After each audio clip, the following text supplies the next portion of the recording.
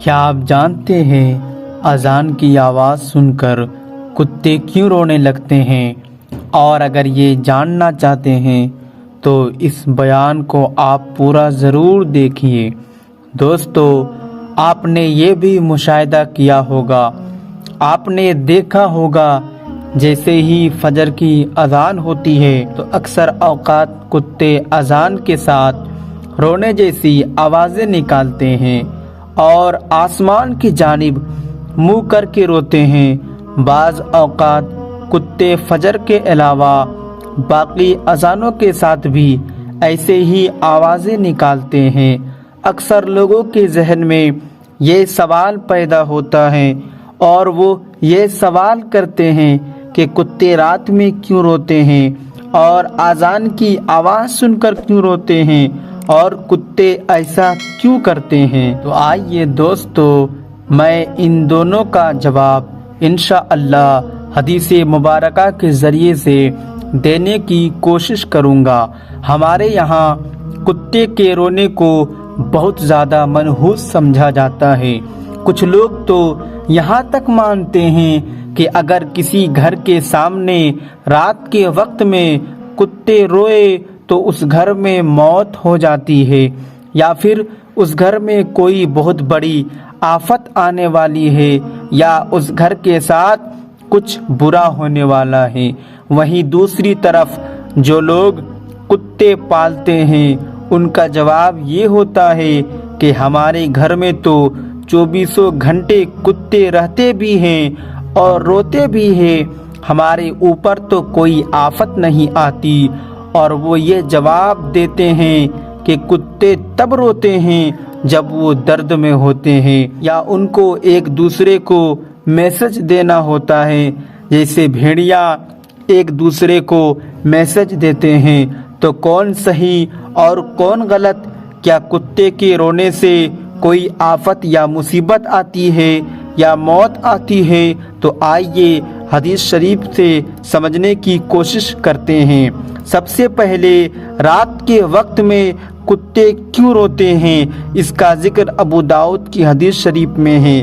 ایک حدیث مبارکہ میں آیا ہے، میرے پیارے نبی کریم صلی اللہ تعالی علیہ وسلم نے ارشاد فرمایا اپنے صحابہ سے کہ اگر تم کتے کی رونے کی آواز یا گدھے کی رونے کی آواز سنو تو اللہ کی پناہ مانگو، اللہ کی پناہ میں آؤ، کیونکہ وہ ایسی چیزیں دیکھتے ہیں جنہیں تم نہیں دیکھ سکتے۔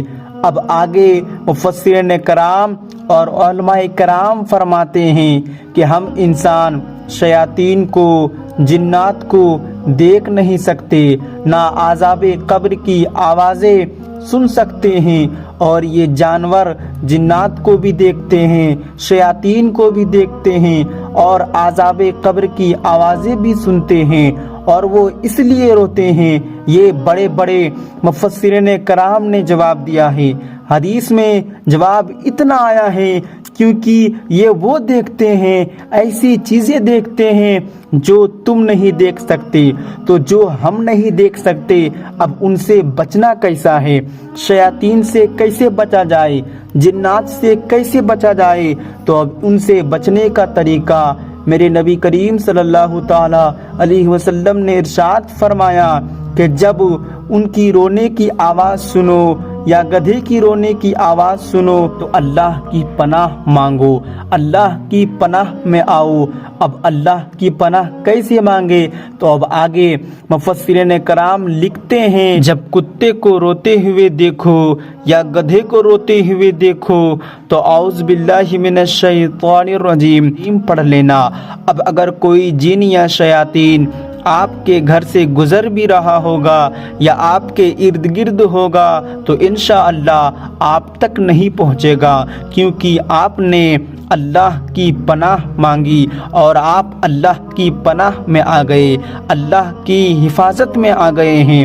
دوسرا جواب، اذان کے وقت کیوں روتے ہیں؟ تو اس کا جواب بھی حدیث مبارکہ میں موجود ہے، بہت مشہور حدیث ہے۔